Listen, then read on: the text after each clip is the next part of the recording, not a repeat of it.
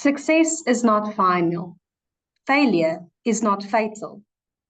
It is the courage to continue that counts. These are the words of Winston Churchill.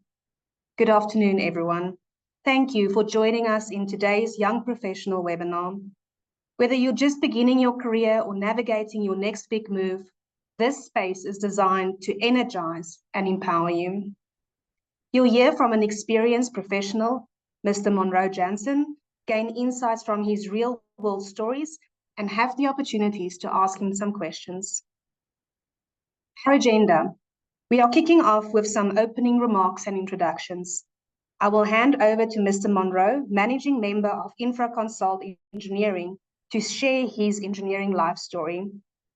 And then we will hand over to you, our special guest, our young professionals, for any questions you may have. With me, your host, Gisela Mulder, wrapping up the session with some closing remarks. Let's start. About the Young Professionals Forum. The young professionals who are passionate about the engineering industry, qualified engineering and built environmental practitioners under the age of 36, and leaders and volunteers committed to sustaining and advancing the engineering profession. A heartfelt thank you to the CESA YPF 2025 sponsors. Your commitment to empowering young professionals and investing in the future of our industry is truly appreciated.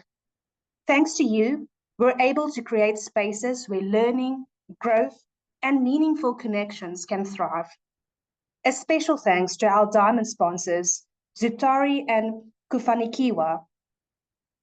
With that said, let's start with some introductions. My name is Gisela Mulder, and I am thrilled to be your host today. I'm a process engineer in the Hatch Industrial Clean Technologies Group. I work on smelters as a pyrometallurgist and gas handling engineer. I'm a Northwest University chemical engineering graduate, and I joined Hatch in 2012. Shortly after, life took me on a somewhat unexpected journey. In 2013, I got married and moved to Lephalale. That's where I faced the challenge of unemployment. That season pushed me to explore new paths, and I dabbled in journalism, teaching, and accounting. I guess you can say, when life gives you lemons, start your BCom degree and complete it in 3 years. In 2016, we relocated to Johannesburg and I rejoined Hatch. Around this time, I also stepped into one of the most rewarding roles in my life, motherhood. Juggling motherhood and engineering has been a wild and wonderful ride. And I am proud to be raising two beautiful girls who remind me daily of what really matters. In 2023, I took on the role as regional manager in the Industrial Clean Technologies Group. This was a turning point in my career. Someone saw potential in me and gave me the opportunity to lead a group of people. It is a privilege that I do not take lightly. I am deeply passionate about helping people grow and diversify and bloom where they are planted. Seeing future leaders emerge is one of the greatest joys of my work. I believe in creating harmony between work and life. And outside of engineering, I pursue a variety of hobbies that keep me grounded. Reading, spending time with my family, camping, cooking, arts and crafts. Our home is a lively space filled with laughter, playful children, and barking dogs. It is in this beautiful balance that I find energy, creativity, and perspective, both as a mom and as an engineer. Now it is my pleasure to hand over to Mr. Monroe to give us a short introduction, who you are, and then we'll go over into some questions and answers. Good morning, colleagues. Good morning, Gisela, and thank you. I think you've just explained and given us a little bit of your background, which for me is so harmonious and well-rounded. And I think that the harmony that you bring between your career life and your personal life, I think that is very important, especially for engineers with the the tough day-to-day challenges that we face. So I think just keep on doing what you're doing. And I believe that family life is very important. I also want to thank Godfrey. Thank you for CESA, for inviting me as a guest speaker today. I'm very humbled and I'm very honored to be sharing some of my life journey and my career experiences with the YP delegates. But I think, Gisela, you forgot to mention that you were one of the finalists at the CESA Aeon Awards this year as a Young Engineer of the Year. So I think I would also like to congratulate you on that feat as well. Well done. Thank you. Colleagues, I'm going to be very short in terms of my introduction and my background. I am a professional civil engineer. I am also a professional construction project manager. I am the managing member of a small civil and structural and project management consulting engineering firm. We are based in the East Rand in Bedfordview. My journey started many years ago.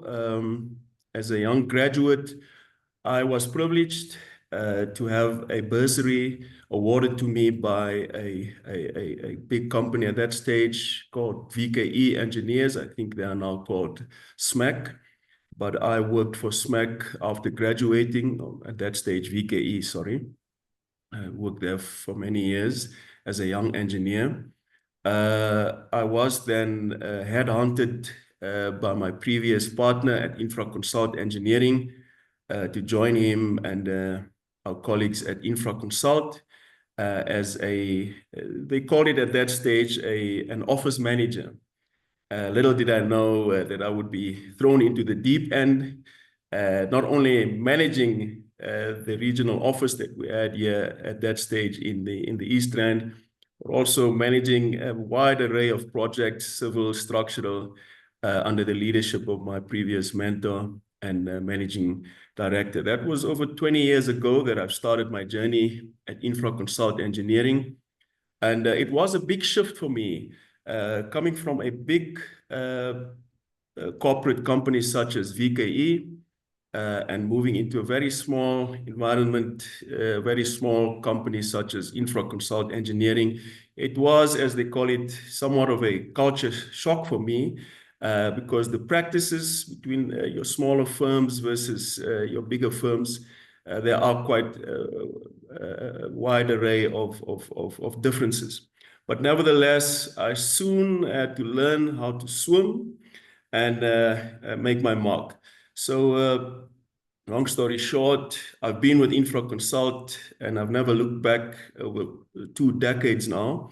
And we've built the company into, I think we are competing with quite a number of bigger companies. We compete with the likes of SMAC, Zutari, etc. We have been finalists at the Aeon, CESA Aeon Awards on many occasions, competing with the big guns. And I think I pride myself in the team that we have at InfraConsult. And the work that we do varies from smaller projects under 5 million to mega housing projects.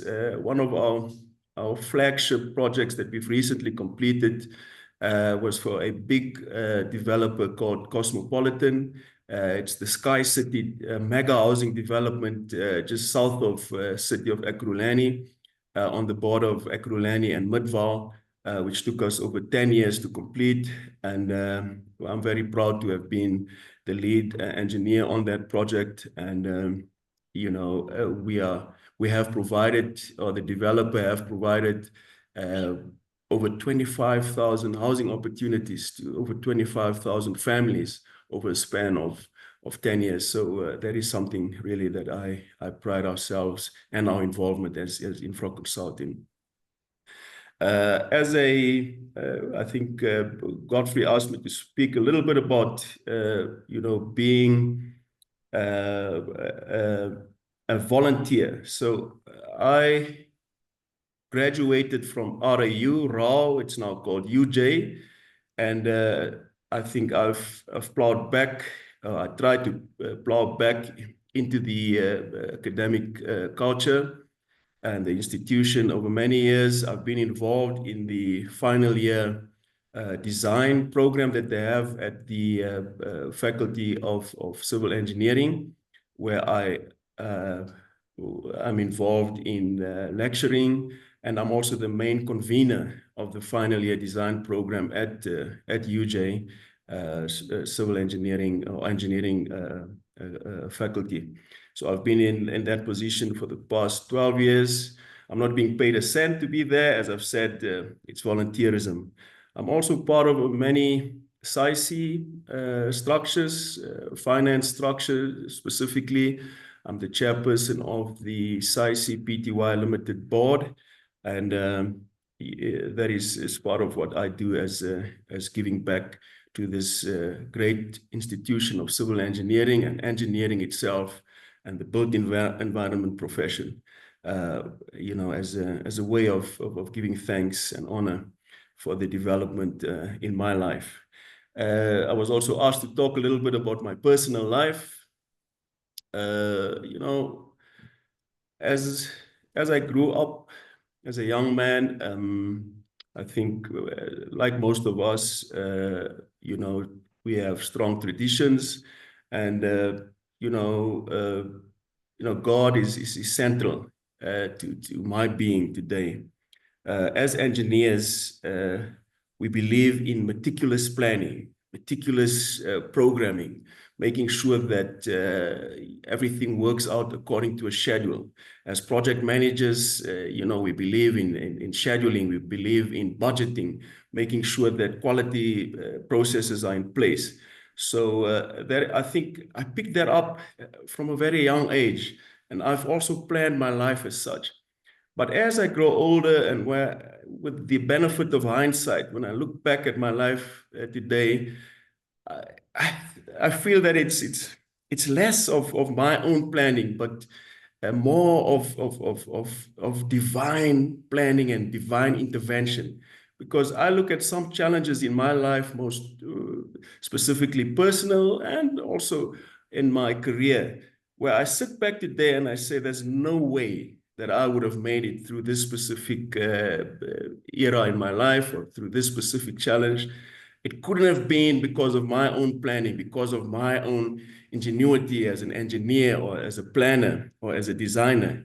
There must have been something much more spectacular that have taken me through that. So I become more and more aware of the presence of my maker in my life. And I think I always take the opportunity when I speak to people to say that my life is not my own. I give all glory and honor to the man upstairs, which is my maker, God Almighty. I've got, as Gisela said, I think family life is very important. I've got 3 kids. I'm married. All my kids are through school, through high school, through university, etc. So it's just my wife and I back to where we were many years ago. But I think it's very important that that one, as I've said earlier, one balances your career with a healthy home life. You know, things can get very hectic, as we all know, at the office, and to go home and have a smile on someone's face waiting for you, and you know, always being so excited to see you. That is really something to look forward to. So that is also some piece of advice from my side to young professionals, that please make sure that you have a well-balanced life. It shouldn't be all about building your career. It's very important, but I think you should have harmony in how you balance it. I think in a nutshell, that is me as an introduction. I hope I haven't gone beyond my time that have been set for me. Thanks, Gisela. Back to you. That's perfect. I'm going to stop sharing so that people can see our faces a little bit better. But with that introduction, thank you so much for setting the scene a little bit. But if we can jump into some questions, Monroe, if I can ask you to think about 10 years ago, did you envisage your career as it is today? Did you think it would be something else? Where did you see yourself 10 years ago? Yeah, let's turn back the clock. Gisela, as I've said earlier, you know, I've started planning and this idea of where would your life be in the next 5 years, you know? So this type of planning was part of my life even at school level. So I always thought that, you know, meticulous planning and getting yourself ready for the future is very important. So this is a good question to ask. And yes, to answer you very shortly is to a certain degree, yes, if you look 10 years ago, I would like to take you maybe 2 decades ago. I've had my life planned according to how I think it would pan out. I graduated, as I said, via a bursary scheme at VKE.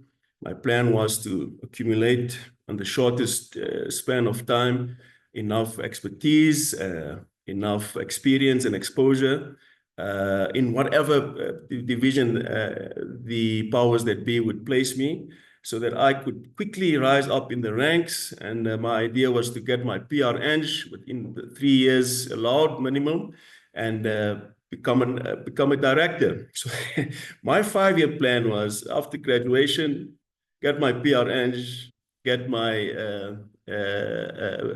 directorship, or at least become an associate at the company.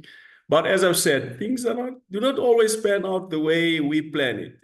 All your meticulous planning, you know, sometimes it's thrown out of the window, and the powers that be take over. So yes, I graduated, and as I said, a knock came on my door, and my previous partner from Infra Consult Engineering requested me to join him as I've said, an office manager at that stage. And this is the thing. He told me at that stage, that is over 20 years ago, that within the next 2 years, my young man, I will be retiring and you will be taking over this company. So that for me, you know, was a jump. Because now I'm going to be a director in the shortest span of time. But Gisela, well, again, things don't work out the way we think. And those 2 years actually became 20 years. So within 20 years' time, he actually, but there's a lot of history and reasons behind that.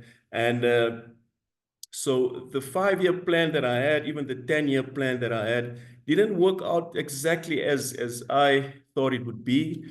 But I must say that the 2 decades that I've spent with Infra Consult, you know, I think that is some of the best years of my life, and I've really appreciated it.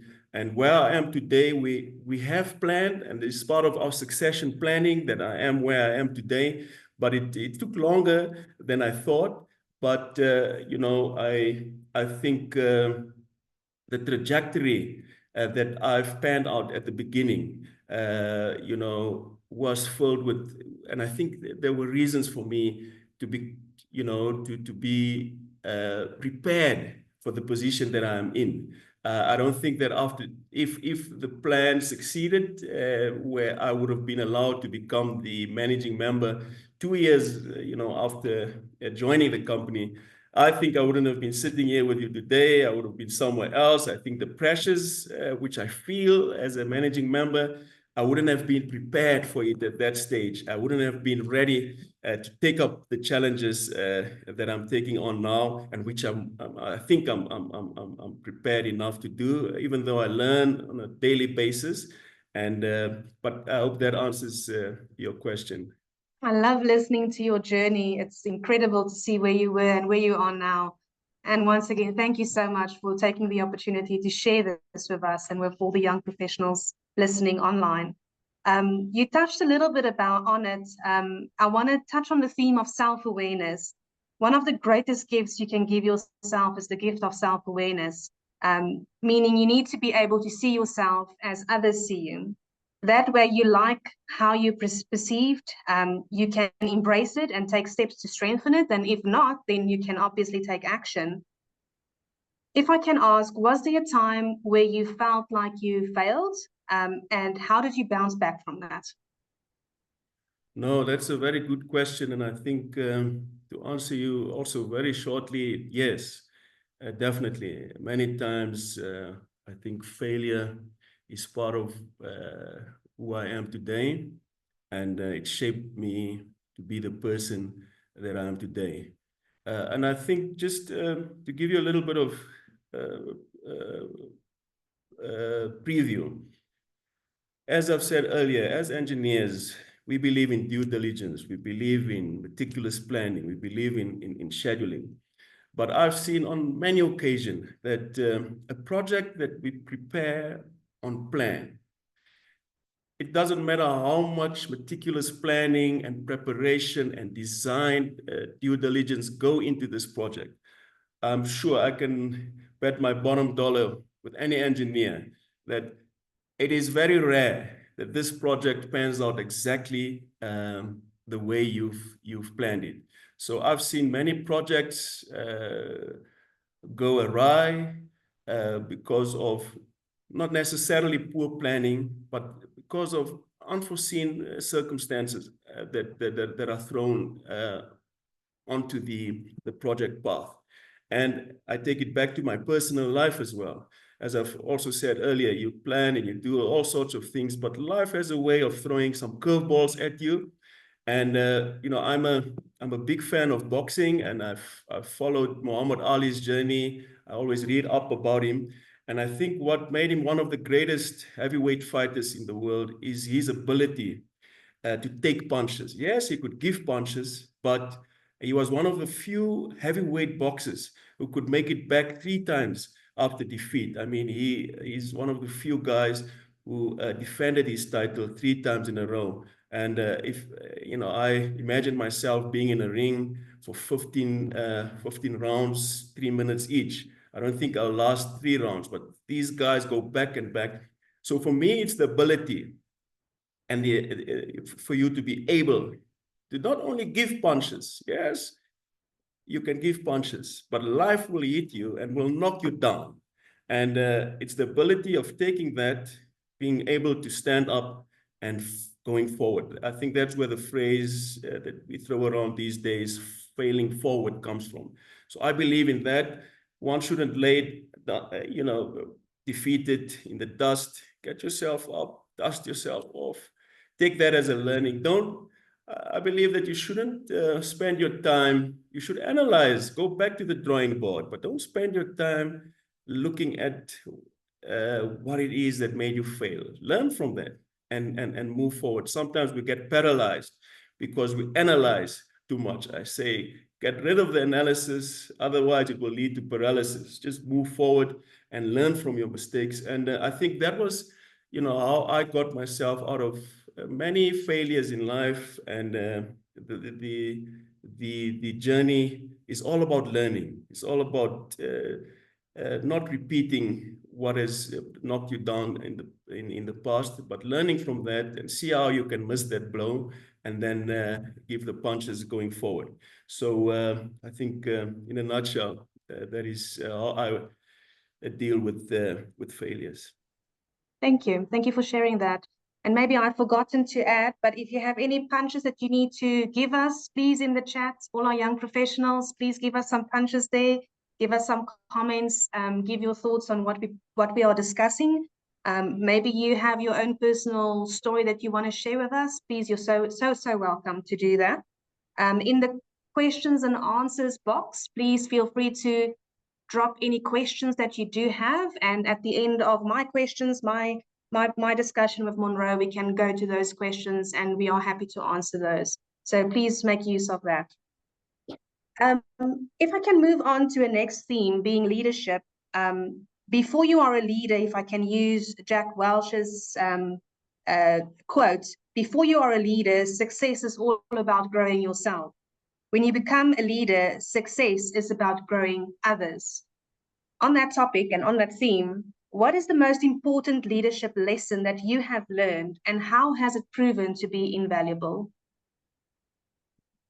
Gisela, I think for me, it is the idea that, you know, especially in the environment that we find ourselves as built environment professionals, the idea that I am not an island.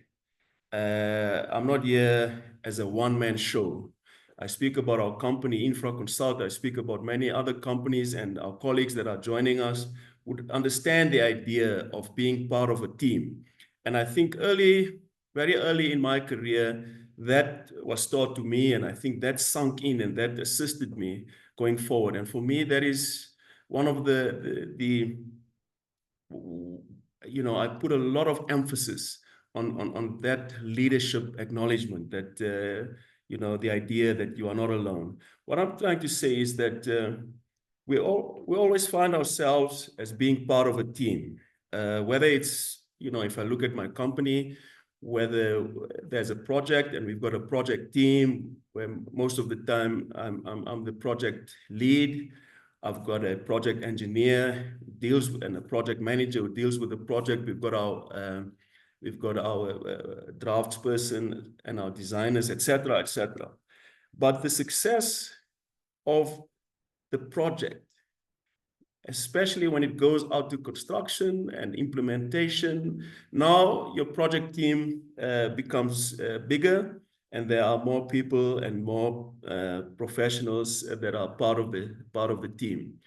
And now you can see that the idea of you being a one-man show, or you being an island of your own, that idea doesn't work, because your project will only be successful if there is input from each and every member. So I've always seen that as one of the biggest leadership strategies that one can impose, is especially if you're the leader of the specific team, that you treat the rest of your team members with respect.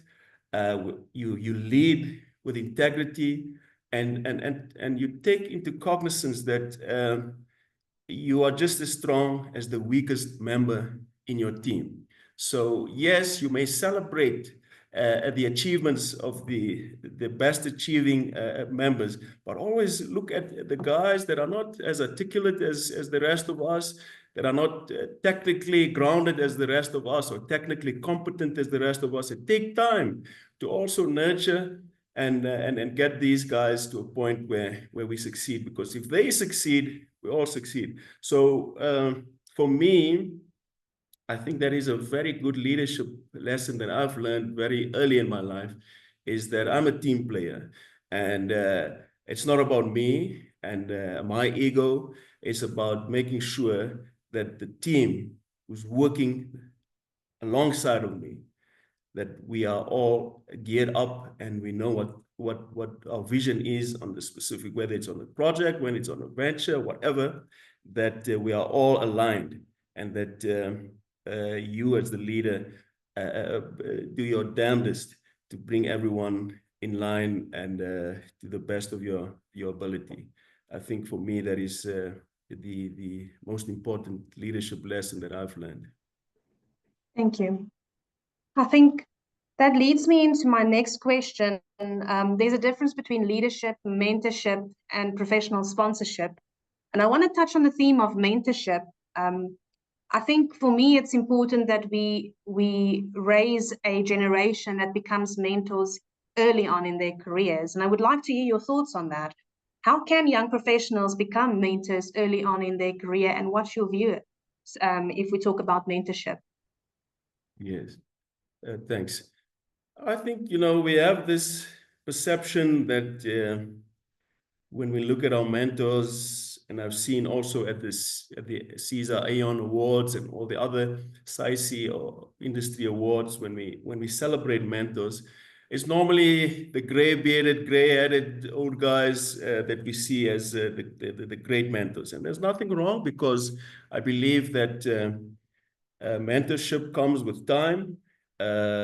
Mentors are groomed over time. It's based on your competency, it's based on expertise, it's based on experience, and experience comes with years. However, I'm also of the view that we can start mentoring from a very young age. What do I mean with that? If I look at what we implement at our company, and I assume at many other companies, the idea of peer reviewing, just to give you an example. So for argument's sake, when we have a young graduate entering our company, we would have some other young engineers who've been with us for a couple of years longer than this young graduate. But we have a system of peer reviewing. So when a senior supervisor or a senior project leader gives certain tasks or some work to be done by the young graduate, whether it's a technical report to be done, or some details to be done on AutoCAD, whatever it may be, we have a system of peer review. So what we do is we partner this young graduate with one of the other younger engineers for them to peer review one another's work. And that already starts exposing both these candidates to mentorship at a very young and very early in their career. And yes, we talk about expertise. What expertise do they have to appear to review one another's work? Where do the authority come from?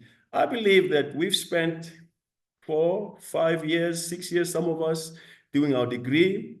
That is more than enough for me to sit down and take the knowledge that I've gained as part of my degree, the foundation that I've built, and stepping into a company where I know nothing about designs really, other than what I've read up on. And now I've been asked to review someone's columns, reinforced concrete columns for a multi-story building.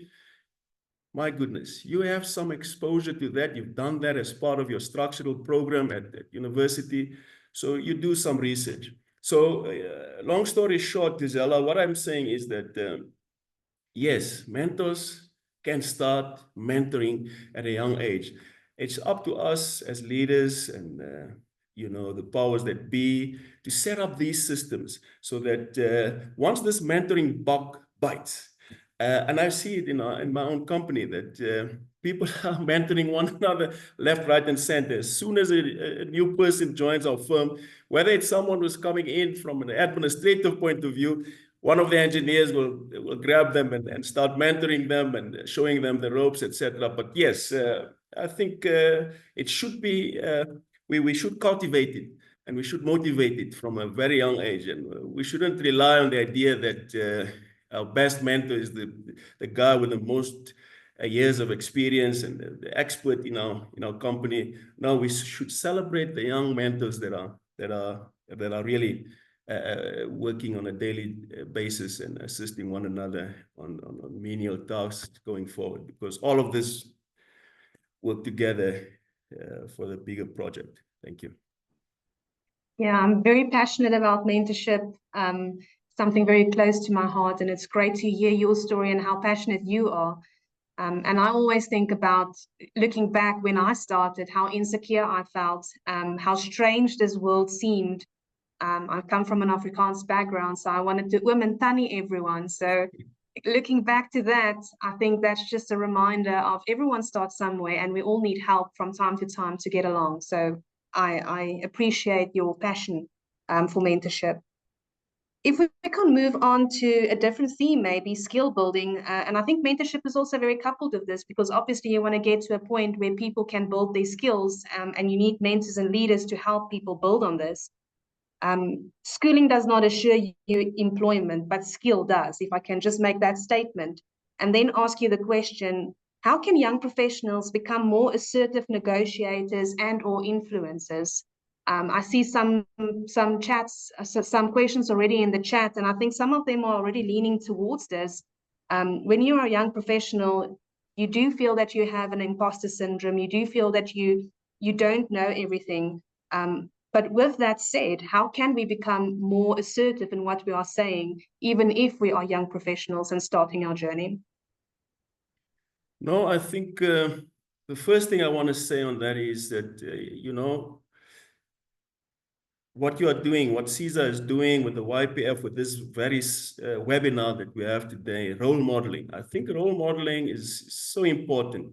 If I look back at my journey, and I'm sure you as well, as I've progressed from a young engineer to where I am, I've always looked within the previous company that I've been, and even where I am now, I've always looked at specific people that I can identify with, and people that I feel have contributed and where I see myself. So I think the first part of that question, the way I would like to answer it is that, role model. Make sure that wherever you are, that doesn't matter what skills you have. As I've said earlier, the fact that you are a graduate, for me, that is more than enough. You have done what many others could not do or cannot do for certain reasons. But you are in a very niche position, in a very specific position, and already you have momentum where you are. So one should not operate as a young graduate from a point of view that, ooh, I have no skills, I have no experience, I have no knowledge. No. And I think that is, we all make that mistakes. Take the fact that you've worked your backside off to be where you are as a graduate, you've got your degree, that should be more than enough. I don't say it should give you a big head or whatever, but that should be more than enough to spring you to the next level. Assisting you to the next level is by role modeling, whether you're in a company, and some of us, as you said earlier, you've also been unemployed after graduating, but that is where most of our young graduates find ourselves, is that they are unemployed. And where are these role models that we are talking about? Go and search them. I mean, those days it was more difficult for us to role model because the role models were very few and far apart. Specifically, with all due respect, role models who have our skin color. But I think these days there are so many of successful young and old professionals doing exactly what it is that you want to do.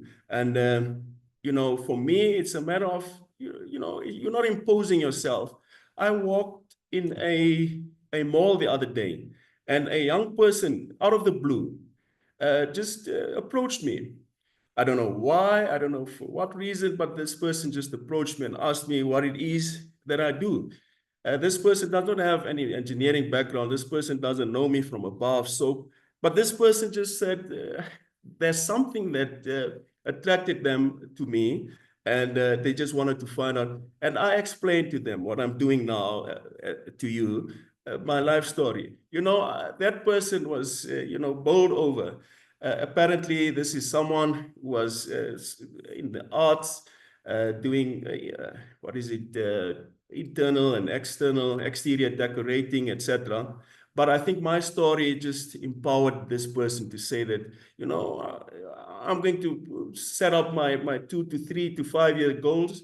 I'm currently lecturing here and there. But I'm also looking at opening up my own company. But I think that person just needed some kind of guidance. And that is what we need to do. We should be open and free, pick up the phone someone that you see as a mentor, as a role model, and ask these type of questions. So for me, that is firstly. Secondly, I think in terms of negotiating and moving forward and gathering these skills, obviously it comes by employment. And, we have had a situation where a graduate approached us and said, listen, I don't even want to be paid. I just want to get some experience, but we're not into exploitation. So we said, no, we can't do that. At the moment, we don't have an opening, but, by golly, I made sure that wherever I saw a gap, I opened up a position for this person and we employed this person.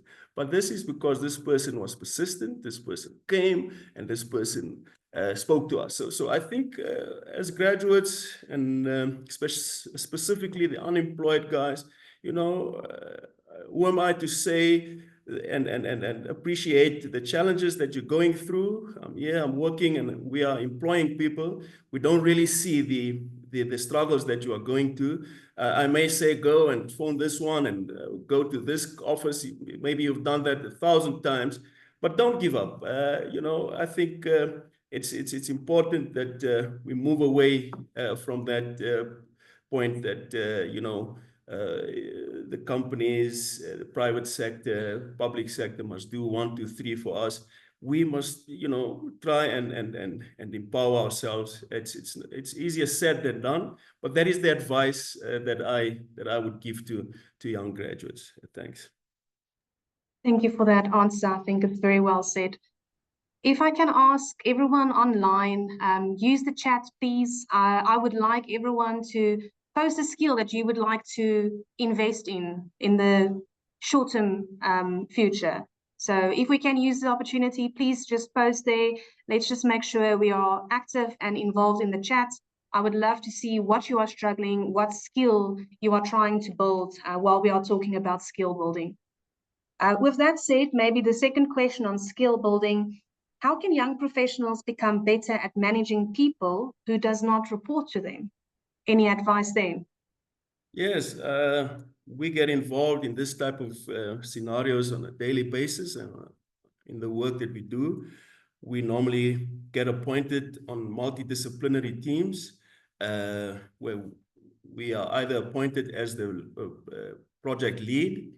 We may be appointed as part of the specialists, whether structural, whether civil. But in most cases, to answer this question, we have found ourselves being appointed as the project lead, and there would be a multidisciplinary team of professional specialists who will be reporting to the project lead on a specific project, whether it's a structural engineer, whether it's a mechanical, or an electrical, or electronic quantity surveyor, etc., etc. So the question of how do you manage people who do not report to you directly? So these are companies on their own. They have their own reporting structure. They have their own project heads that they report to. And now you are thrown into a situation where you report to someone else who you do not regularly report to.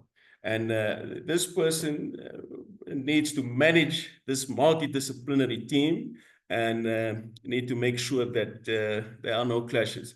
I would say my experience have taught me, as I've said earlier, be a team player. If you are the lead and you are leading professionals or colleagues that are not necessarily, even in a company setup, you have, in your bigger companies, you have many divisions, and you may embark on a project where 2 or 3 divisions are part of this specific project. So in your interdivisional teams, they have their own reporting formats, but now you have a situation where these divisions are reporting to others other than their normal project leads. So that's also an example. But what I've seen is where I've been in the position where I had to lead a multidisciplinary team of specialists who not regularly report to me.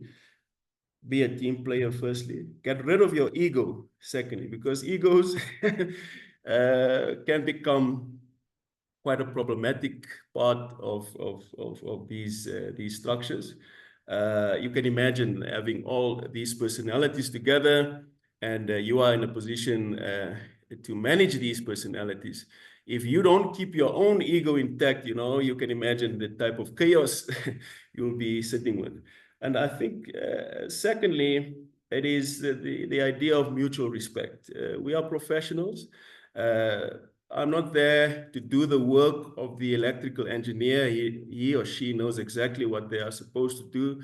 I'm here as a project manager to make sure that there are certain target dates, there are certain budget constraints, there are certain expectations that our client have on this big team. I'm there to make sure that we are all in line and that we meet the specific requirements. Communication is very important. When giving instructions to your team members, be clear. Be clear. There shouldn't be any ambiguity in terms of what is expected from your members, the individuals reporting to you. And I think agree mutually on target dates. Don't go on a tangent and you go and set up your own schedule. Include your team and when you're preparing your schedule and your programming. So I think that communication and instructions should be clear. There should be mutual respect. I think I mentioned that earlier. And very importantly, we should show interest in others' work. We find ourselves when managing projects that there are challenges that are unforeseen. So when a team member comes to you with a problem or a challenge that could hamper the next due date, don't go off and argue with this person, giving them the way forward in terms of what it is that is required. I think take interest in the challenges, and if there's merit to this, you are the champion. You see yourself as the champion, and make sure that you articulate this to the powers that be. But what I'm trying to say is that you should have some degree of empathy, even though you are a stern manager, stern project leader. But there should be some empathy in terms of how you deal with your team members. But most importantly, I think your own credibility and competency is also at risk. So I think be careful that you do not disregard, or that you do not hurt or damage your own credibility in the way you do things. Be consistent in how you deal with one team member versus the other, how you deal with situations that pop up as the project continues. But I think, that's a few advice, tips that I can give to the colleagues. Thanks. Yeah. Thank you for sharing that. The next question I have is, how do you choose between technical, entrepreneurship, business, the different streams that you face after you have your engineering degree? The journey for not one of the professionals that we have in the engineering industry is the same. And then what advice can you give young professional in making this decision eventually, especially if you start out your career not knowing what is necessarily out there? I think that's a very good question, and that is something that as a young engineer many years ago, I also struggled with this. But I think what I've learned over the years, Gisela, is that as engineers, we are already managers, whether we like it or not, because we find ourselves managing projects. Whether you're sitting behind your computer and designing a multi-story building, whether you're designing a harbor, whether you're designing a new township, doesn't matter. You are sitting there and you're applying science, you're applying mathematics, and you are managing. You are managing. And as we grow, we find ourselves not only managing situations and managing tools, but now we find ourselves managing people. And I think that is so profound for us to be in that position. And I think it is a privilege, because I always say that in any company, it is your people that are the real assets of that company. And the way you manage your people is a reflection of where this company will find itself in the future. So the question about being a technical expert versus a manager versus an entrepreneur, I think entrepreneurship, just like management, it should come naturally to engineers. And I found that when I started at this very company, where I've seen ideas from an engineering point of view. For argument's sake, a few years ago when I started here, we were not really into what they call affordable housing. Affordable housing, I don't want to get too technical, is the gap. The government provides RDP houses to individuals who earn up to a certain amount monthly, and then the banks provide bonds to individuals who earn above a certain amount. So the gap is between I think the 3,000 Rand maximum that you could get an RDP house from the government, and then up to 7,000, from 7,000 and upwards. This is 10 years ago that we saw these figures. But from 10,000 Rand and upwards, you can now apply for bonds. But what happened to the people in between? So we've been designing and doing work for government on RDP housing developments for many years when I joined the company. And we would do some developments for private developers, which would be bank projects. But no one was looking at that middle ground. And we did some homework. So we saw a gap there. And that is where our company now is really, we are not doing any RDP houses. Since 2008, we have scrapped that. We are not involved in any RDP developments. Our niche market now is what we call the missing gap, 3,000 to 7, I think it's to 12,000 now. But that just gives you an idea. So it took someone to sit down and apply engineering and say, right, this is where we are playing. We are playing in this field. And but there is a gap. There is a demand for housing, and this is what we do. We design services. We design houses for the most vulnerable. But there are people that are not qualifying. How can we get into that market? And fast forward a few years later, this is where we find ourselves, and a lot of other developers have also followed suit. But I think it took an engineer, that's what I'm trying to say, to see that gap. So it brings me back to what I said earlier. As engineers, I think we are by nature entrepreneurs, just as we are by nature managers. It is just for us to jump beyond that. Get your technical skills. It's very important that don't throw that away. When I started, I was given a drawing board before I even started designing on CAD, and we had to design roads and sewers, etc. You know, from first principle. But I think it's very important that you don't jump too quickly.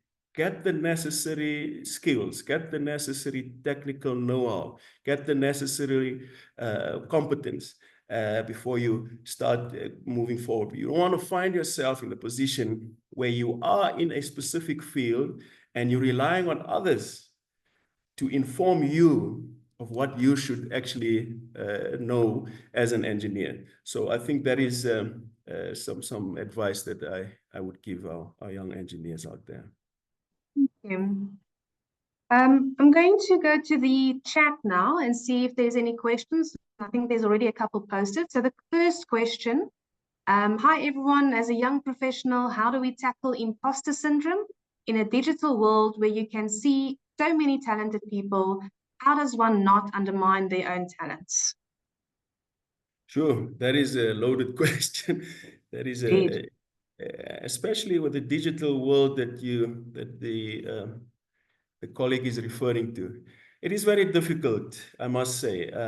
You know, this imposter syndrome, I've had a lot of young people come into my office and speak to me at length about this. I don't understand it myself, but, you know, typically what we'll see is, I've seen a lot of guys pitch up for interviews. And when we put out positions at our firm, like most other firms, we use professional recruiting agencies for them to do the necessary spade work so that when we get, we have a short list of guys.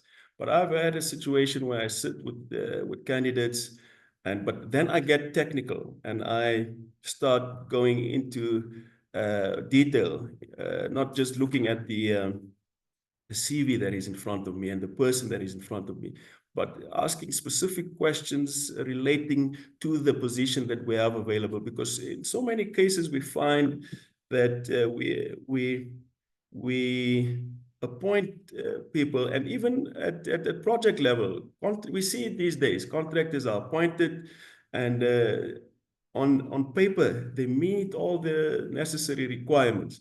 But when it comes to delivering, it is very it's very sad to see the type of failures that we get these days because we've missed certain things going through. So yes, I don't know if I'm answering and understanding the question correctly, but I think there should be certain gates that we should place or put in place where we can identify this type of behavior, especially with the advance of technology.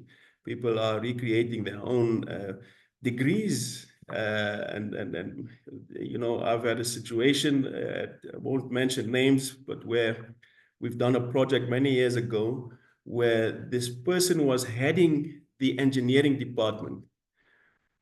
It was found out later on that this person doesn't even have a diploma. This person has a, what you call it, a grade 12. And for some reason, this person was managing professional engineers, professional surveyors, professional architects within that division. So yeah, it's scary, and specifically now with the advance of technology. But I think we should just work on making sure that certain gates put in place where these things are prevented. If I may add to that, I think imposter syndrome is something, some question I also get quite a lot in my group. And I think, Monroe, you mentioned it earlier, you already have your degree, or when you start engineering, you already have your degree. And that in itself would be the necessary ammunition for you to believe in yourself. So always believe in yourself. You have done the homework. Put on a brave face and tackle it. Fake it till you make it, they say. But I think it's important that you believe in yourself to really make sure that you come across strong. Yes. No, I think I misunderstood it slightly. The imposters, I've seen imposters coming in with the not having the necessary expertise and qualifications that you have. But yeah, I just took it from a different angle. Thanks. No, absolutely. Thank you for that. The next question is, what advice would you give a younger engineer who have a fear of being seen and heard in technical environments? And how has your relationship with visibility evolved over the course of your career? Yeah, that is also quite a difficult question, because as engineers, we are perceived, to be very shy. We are not very outspoken. We like to sit behind our designs, and that is what we like to do. We don't like all the attention that is normally placed on us. As long as we can sit down and churn out the designs and whatever is required from us from a technical point of view. But we've all find ourselves at some point in that type of silos, if I may put it that way. But my advice to the person would be that we at some point in time we need to get out of that, because as I've said earlier, yes, it is the nature of an engineer to become managers. It is the nature of an engineer to become entrepreneurs, to build big things. And we should rely on our inert strength. So somewhere inside, there is that person that would want to come out and interact with the world. Because how else are you, if you've got a brilliant idea that would take our industry to the next level, for you to sell that idea, you cannot rely on agents. Yeah, sometimes we do, but it is your idea. And I believe that you have the innate ability. We should get out of that box that we find ourselves in. And I think companies and employers should allow, especially what we do is, and I think a lot of other companies do that as well, we put you on the spot. We would say that we have a staff meeting this week. We would ask Gisela to be the chairperson of this meeting. And we would do it specifically with people that we find are very shy and drawn aback. But it is that exposure. It's like anything else in life, you have to practice that muscle. You have to practice that muscle. The more you practice it, the better it becomes. So I think it's on employers also. It's a responsibility on us also to employ some strategies at our companies and at the workplace to get people like the colleague that have placed the question out of that box, bring them out, safely, and guide them so that they can become the full-rounded engineer that we all want. Thanks. Practice makes perfect. The next question, how do you manage situations where people are forced to work with you versus wanting to work with you? I'm laughing because I think there were very few times in my career where I've seen or I've experienced that situation. I think in most cases, the professionals that I've worked on, and maybe it is because we work with a very few select professionals on a regular basis that we become very familiar with one another. But yes, there were one or two occasions where there were the specific forced interaction. And it goes back to what I said earlier, we need to treat one another with respect. It doesn't matter what the person's background is, where this person comes from, or what the issues are that the specific colleague has with you. It is all about, we need to set the scene from the beginning that we are all working for the benefit of this project or for the benefit of this company. And we should force ourselves professionally to work with one another in a harmonious and mutually respectful manner. And, anything else, we can deal with it on another platform. But when it comes to the project and to the company and its requirements, we should have all hands on deck without question. So yes, for me, it's just about, like I said earlier, put away, egos and this type of thing. I think, Gisela, as females, I don't think you have that much of a problem with that as males, but with us, there are these type of, I don't know if it's some calls it professional jealousy or whatever. I've not really seen that in my day-to-day interaction, but I've heard of it. But I don't see any place for that in our industry. I think we should all work together for the betterment of the project that you're working on, and at the end of the day, the industry will succeed. Thanks. Next question. How did you start the transition from feeling like a young professional or a beginner to feeling like someone who can take on a leadership role and guiding others? I think as a young professional, it can be difficult to gain that confidence in an environment where there are many people who are older and more experienced. I must tell you that even where I'm sitting today, I still have that fear. I still have the question that whether I'm competent enough to be where I'm at. I still feel like the young engineer that I was over 2 decades ago. I still have those fears. So I've not really outgrown it because I feel that every day comes with new challenges. But I think it's a good feeling. It's, fear shouldn't be something that paralyzes you. Fear should be something that excites you for this new challenge or this new venture, this new project that you are going ahead with, and meeting. And sometimes it comes with the experience and exposure to others, where you feel that, ooh, I don't think I can live up to this person's CV. I don't think I should even be sitting next to this person. And it's all about perception.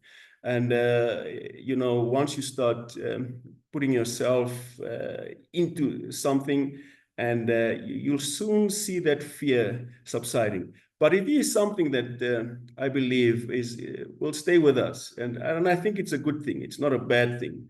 It's just how you manage it. So if you feel that way, it shouldn't be from a negative point of view where you feel that you are not enough. as we've said earlier, you are more than enough. The experience, the work that you've done, you should always take that with you and take it forward. And always open up your mind to learn more, but don't let that fear paralyze you. Thank you. I think that's brilliantly said.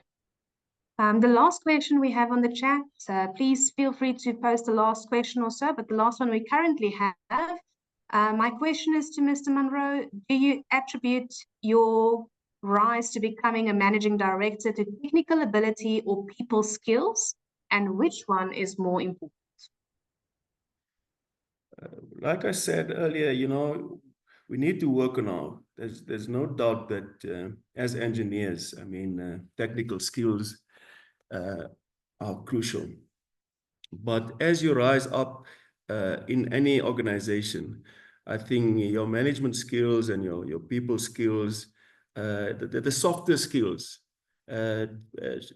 becomes more prevalent. So yes, to answer your question, you don't want to find the example I made earlier. You don't want to find yourself in a position where your credibility and your competency are questioned.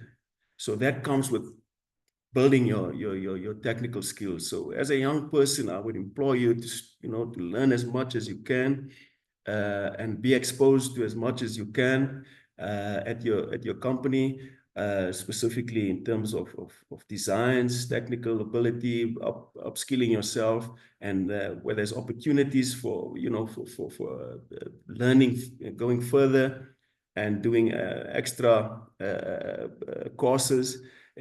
Take it on with both hands.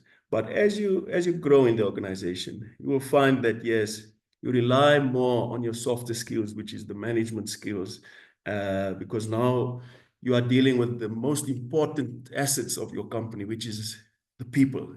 Now that's another level of management. So to answer your question, as you grow, I believe that you should then also invest more in your softer management skills, communication, how you deal with people, etc.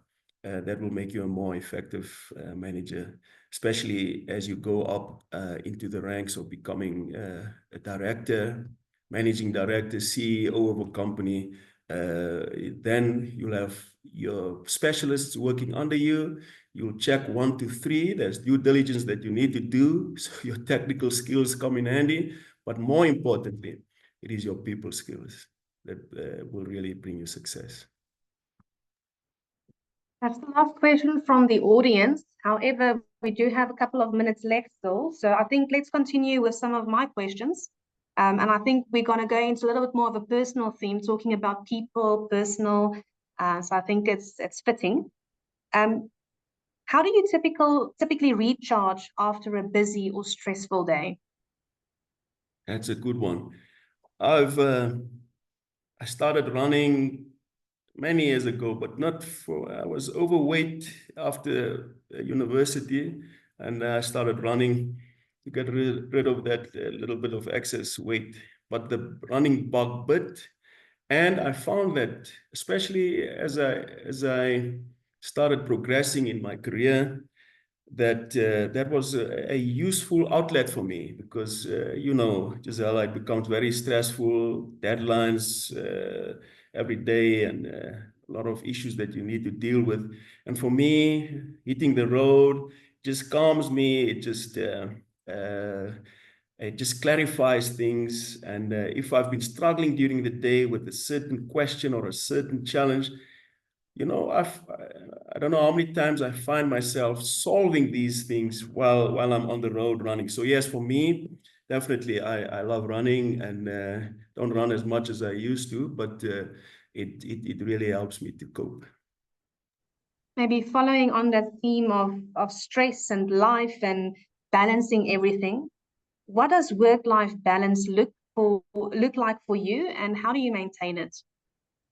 Yes, no, as I've said earlier, just to add on to your own story, is that I'm privileged that I got married at a very young age, and We got children at a very young age. So there was, just like you, this small children in the house, and me working towards my PRN, working towards also studying and doing my postgraduate degree.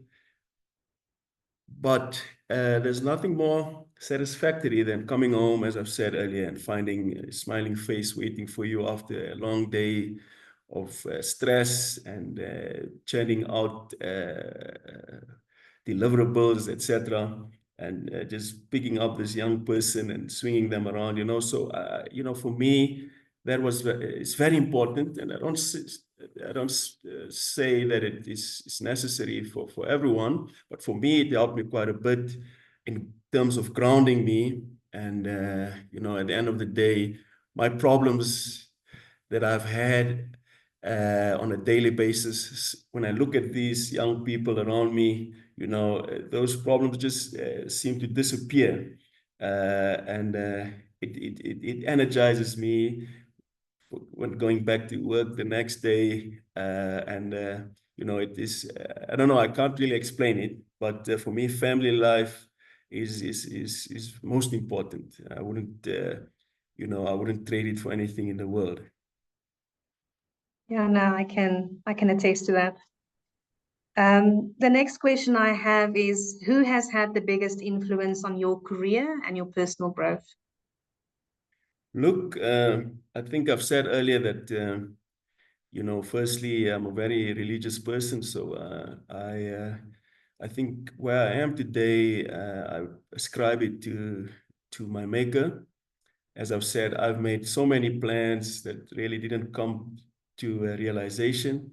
And with the benefit of hindsight, those plans mean nothing now when I look at the bigger picture where I am today.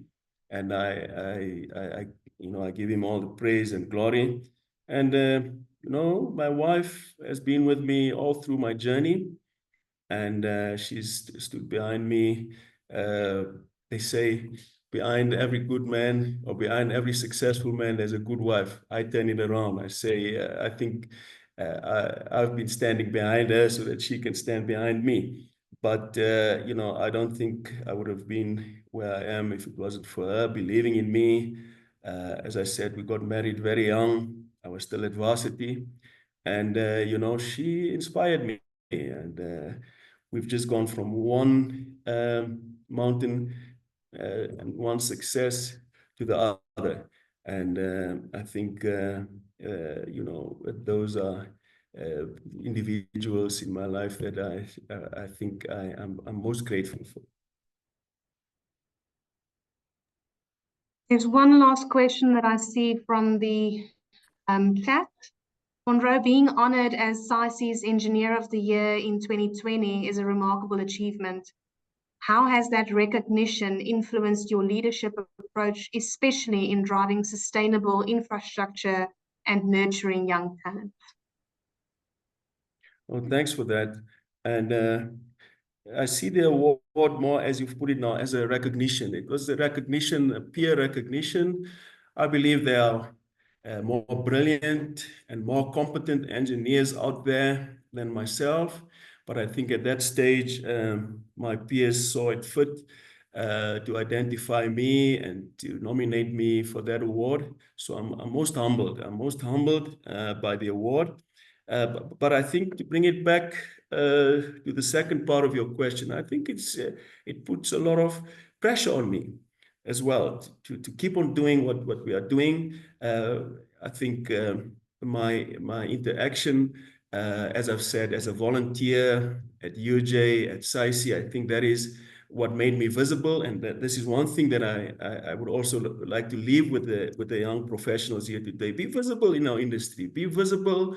And try and make a contribution where you can, whether it's going to high schools over weekends and helping matriculants with mathematics and science. I think that is, you know, it puts a lot of pressure on me to keep on, you know, being visible and trying to contribute and, you know, paying back to those who've gone before us and set the scene to where we are. But I'm very humbled. It was a humbling experience, and I really appreciate the gesture by CESA and my peers. If I can ask, what is something people often misunderstand about you? Is there something that people misunderstand? I think throughout life, in both my personal and my job-related circles, I find that people normally see me as an unapproachable person. And one of my good friends related that to me the other day. It was very recent, this a few months ago. And I don't know why. I don't know why it is, but I think there is a perception that my peers and even my friends look at me as, as someone who's not, they cannot talk to, they cannot relate to, they cannot, have a chat with. And whereas if you come to my office, I'm the most relatable person here. I've got an open door policy. So I don't know if it's this face or whatever, but I'm looking into it, Gisela. But that's just something and when people start talking to me, I always get the, whoa, I didn't expect this. Really, I didn't expect you to be this type of person. So maybe it's a stern look on my face when people see me the first time. I don't know. But yeah, I guess that is something that I don't know. I'll work on it.